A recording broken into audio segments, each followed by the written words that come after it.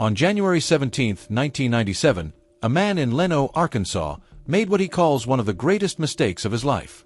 One minute, he arrives at his family home. The next, his entire family lay dead on the living room floor. 20-year-old Heath Stocks loved his family. To this day, he claims that his mother and sister always supported him, and though he and his father had a tumultuous relationship, he maintains that they did not deserve to die. So what is it exactly that drove a respectful ex-Boy Scout to murder? This is the story of Heath Stocks, Jack Walls, and the Boy Scouts of America. If you or someone you know is experiencing sexual or physical abuse, please contact the following helpline numbers for support. Leno, Arkansas, is a quaint town that many would describe as the ideal American life. Like any small town, the residents were family, and their bonds were tight. Leno's residents held their values close to their chests, and the city became a standout moral compass to those around it. Three of the most prevalent aspects of Leno were its dutiful church scene, appreciation for sports, and love for the Boy Scouts. Thanks to their mantra, respect, honor, and obey. Much like many boys in America, Heath Stocks was a longtime member of the Boy Scouts, eventually reaching the coveted Eagle Scout status. His mother, Barbara, and his sister, Heather, had a tight bond with Stocks throughout childhood. The only wedge in the perfect family life, it seemed, was his father. Heather was definitely his protector. Apparently, he felt very threatened by his daddy because he wasn't going to be the perfect child. Heath did kid things and made kid mistakes that were unacceptable to Joe. He had some learning disabilities. He was ADHD, not getting work done at school. He and his group had a favorite scoutmaster, Charles Jack Walls III. Kind, religious, and doting, the boys under his care were quick to form a strong bond with Walls. Not only was he a respected father, but the Walls name was a celebrity in Leno, thanks to his family's wealth and his father's work as a Leno judge. Everybody wanted to be one of Jack's boys. Stocks himself said in an interview that when people had problems with their boys, Jack always said that he could put them in the Scouts and "I'll mold them into upstanding young men that you could be proud of." From the very beginning, he set himself apart, seeing things in me my own father couldn't see. The use of the word mold in Stocks' recounting is particularly haunting, considering the aspects of his case. It wasn't just guidance. Jack was a leader, a great influence, a savior. As Stocks' grandmother put it, now that term drips in painful irony. The people of Leno, Arkansas, would look at Jack Walls and describe him as magic. He was a perfect citizen, one that encouraged young children to be the best they could be. A role model to all. To most, he was an ideal American citizen, the perfect person to look after their children. Unfortunately, that trust would be broken in one of the most gruesome ways. For many parents of Scouts under Walls, he became a confidant for any at-home conflict. The Scouts would report their worries to Walls, and in turn, their parents would seek advice from him. This allowed Walls to insert himself into the family dynamic of countless people. When their parents were not spending time with the children, Walls was. Sometimes, that meant teaching them military fun as they shot guns and hunted. Other times, the topics edged more toward alcohol and pornographic material. Two of his Scouts, Doug Hogan and Mark McConnell, reported Walls' misconduct to their families in the summer of 1992. Cletus Hogan, Doug Hogan's father, had Jack Walls resign from the Boy Scouts of America after reporting the incident. When the Scouts turned the case over to the courts, however, Walls used his reputation and power within the Lenore community to get the charges dismissed, slandering the Hogans' name as people who wanted part of Walls' fortune. Doug Hogan, in turn, became a target to the other boys in the Scouts due to their growing protectiveness of Walls and their new skills in firearms. Heath Stocks was one of the boys groomed by Walls during this time. Behind the scenes, Walls had begun sowing dissent between Stocks and his father, which only further placed Walls himself as the father figure in Stocks' life. Joe Stocks, Heath's father, was distant and often physically disciplined Heath as a child. So, Stocks came to his trusted Scout leader with his boyhood problems, further entrenching himself into Walls' control. When Stocks' mother, Barbara, discovered that Stocks had undergone assault by his dance teacher, she insisted Stocks file charges against them. The charges, however, all but disappeared by the time Stocks entered college. He was to seek Walls' approval for almost everything that he did. Walls had his grip firmly on the young man. Stocks had become ensnared, and the turmoil he experienced would come to a head soon after he took a weekend home from college.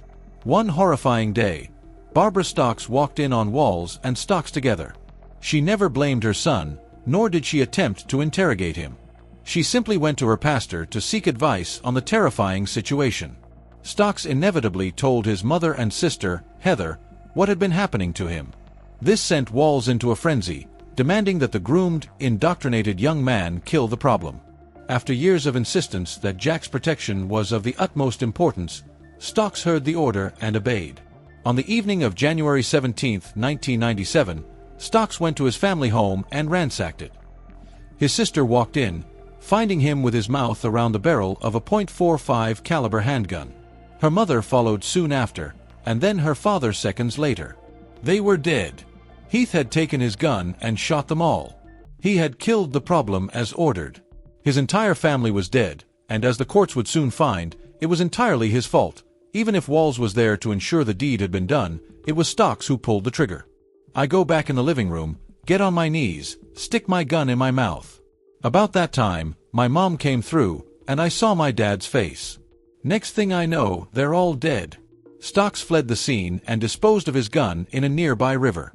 The other items were put inside a dumpster by a Pizza Hut in town. Stocks sought solace at the apartment of a college friend at Henderson State University, where police would find and arrest him at 6 a.m. the next day. Heath Stocks was charged with 3 counts of capital murder. Investigator Steve Finch, lead on the Stocks family murder investigation, conducted several interviews with Stocks to determine the motive for the murders. It was then that Stocks reported the manipulation and abuse of his scoutmaster to the police. It was speculated that Walls was even present during the murders, and yet, when Stocks was put under arrest and served with 3 consecutive life sentences, Walls was not brought under investigation. Heathstocks.info, a web archive displaying the details of the case, said about the investigation. Walls, however, would not remain innocent forever. Eventually, an investigation was put out on Walls, thanks to the bravery of his own nephew, another victim of Walls. Like the other victims, Knox and Walls had a strong relationship. His uncle by marriage, Knox joined the Boy Scouts because of Walls' influence and due to him wanting Walls as his troop leader. He, as well, was a part of Stocks' Boy Scout troop. There are many similarities between the young Stocks and Knox, from their upbringing to their own personal difficulties, that Walls clutched onto like a parasite. Karen Knox said of her son, Knox was probably 6 or 7 when he joined the Boy Scouts. Knox became a Boy Scout because of Jack. Jack was his uncle, he encouraged it. It was as normal as it could be. She went on. When Wade was 5, being in education, I noticed there were things about Wade that just weren't on the up and up. He was attention deficit, first of all. He was on medication, and then he was diagnosed with dyslexia. So we knew it was going to be hard. And then, about the 3rd grade, things fell apart at school. Wade could no longer play sports and get along with anybody. He had no respect for authority. It was a constant battle with him. Wade would get so frustrated that he'd run away. He'd just take off, and Jack would always step in and smooth things over, making everything fine again. We lived right across the street from Jack, and there were always Boy Scouts at his place. There was always trouble with authority figures, ADHD, and being surrounded by the influence of Jack Wall. These shared struggles between Knox and Stock made them easy targets. Knox, unfortunately, had the added burden of being family.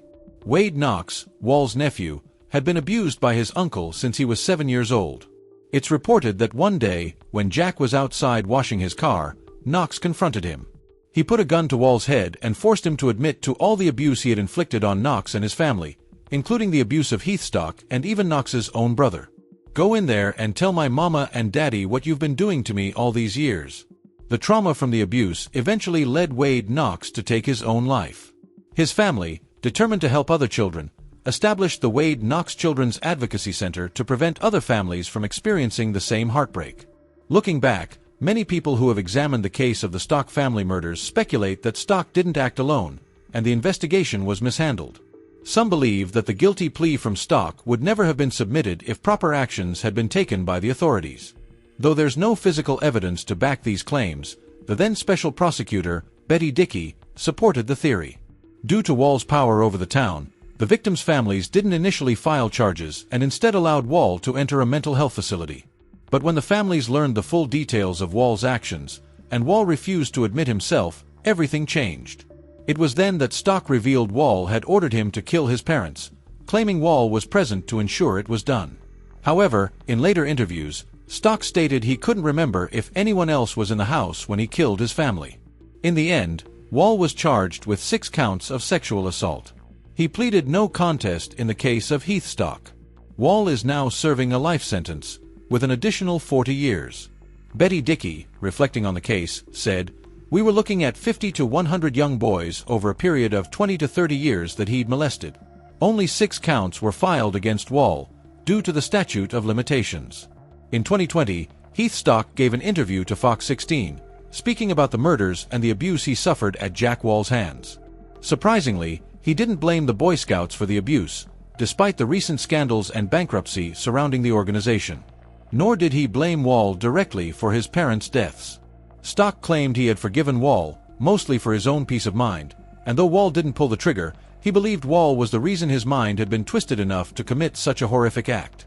Stock also blamed his parents for forcing him to stay in the Boy Scouts despite multiple appeals to leave. Today, Stock remains incarcerated for life. Had he not been subjected to years of horrific abuse, his family might still be alive. Stock had been mentally and emotionally broken by the abuse, which ultimately led to him reaching a breaking point. 3 of the most important people in his life were dead because of his actions and the influence of a powerful man. Had Jack Wall not corrupted the innocence of over 50 young Boy Scouts, so much could have been prevented. Wade Knox, his nephew, might still be alive. Although justice was served when Wall was sentenced to life in prison, there are still many unanswered questions. Should Heath Stock be released from prison? Has he been rehabilitated? Did he deserve the charges he was given in the first place? If you have enjoyed the video, then make sure to hit that like button and also subscribe to our channel so you won't miss out any other latest videos.